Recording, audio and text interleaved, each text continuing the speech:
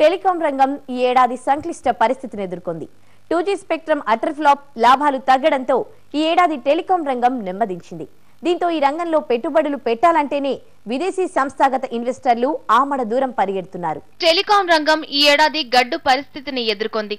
ఎన్నో అంచనాలు, ఆశలను తలకిందులు చేస్తూ గత నెలలో జరిగిన 2G స్పెక్ట్రమ్ వేలం తుస్సుమంది. ఆశించింది కొండంతా, వసూలైంది గోరంతా అన్నట్టుగా ఉంది 2G స్పెక్ట్రమ్ వేలానికి వచ్చిన స్పందన.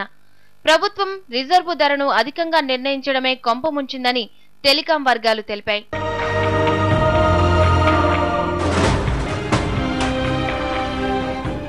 టెలికాం రంగంలో పారదర్శకతను పెంచేందుకు దశాబ్ద కాలం నాటి పాత నిబంధనకు స్వస్తి పలుకుతూ కొత్త విధానాలతో జాతీయ టెలికాం విధానం 2012ను కేంద్రం ఈ ఏడాది ఆమోదించింది.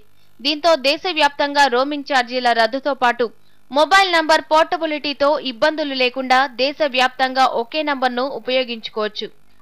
అయితే ఈ విధానం అమలు కావడానికి మరికొంత సమయం పడుతుందని కేంద్రం ప్రకటించింది.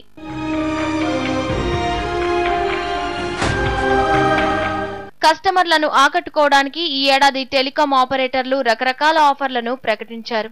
పోటీ మార్కెట్ను క్యాష్ చేసుకునేందుకు నిర్ణీత మొత్తానికి అన్లిమిటెడ్ కాల్స్ అంటూ కొన్ని కంపెనీలు ముందుకొచ్చాయి. Mobile number portability last year మొదలైంది. ఈ ఇయర్తో ఇంకా అది కస్టమర్కి ఒక మంచి ఆప్షన్ దొరికింది. ఏ నెట్వర్క్కి కావాలన్నా వెళ్ళచ్చు. టాటా డోకోమో పారాడైమ్ షిఫ్ట్ ఎప్పుడు తెస్తుంది ఇండస్ట్రీలో.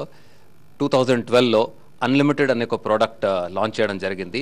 దీంతో ఒక కన్జ్యూమర్ మైండ్లో ఒక బిల్ నాకు ఒక లిమిటెడ్ బిల్ వస్తుంది, అన్లిమిటెడ్ యూసేజ్ ఉంటుంది అని ఒక ఫీలింగ్ వచ్చింది.